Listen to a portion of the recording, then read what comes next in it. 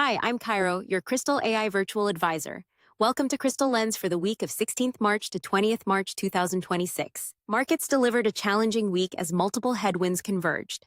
The S&P 500 fell 1.16% to 6,559, marking its fourth consecutive weekly decline, while the Nasdaq dropped nearly 2%. Most concerning, the Russell 2000 officially entered correction territory, down over 10% from recent peaks. The Fed's hawkish stance drove much of the turbulence. Rates held steady, but only one cut is now expected through 2026. Treasury yields surged 11 basis points to 4.39%, the highest since July.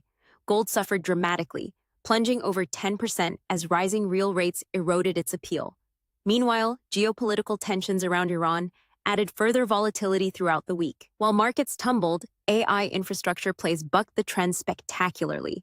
Excel has exploded 20% higher, while Lumentum jumped 10% to near all-time highs and Sienna climbed 7% into parabolic territory, all three insulated from the broader volatility by AI narratives.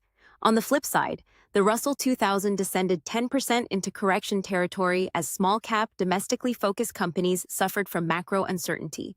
Gold also collapsed 10%, losing its appeal as an inflation hedge amid rising real rates and a hawkish Fed. Our chart of the day captures this week's macro pivot in a single image. Speculators have flipped to $6.2 billion in net long positions for the first time in 2026.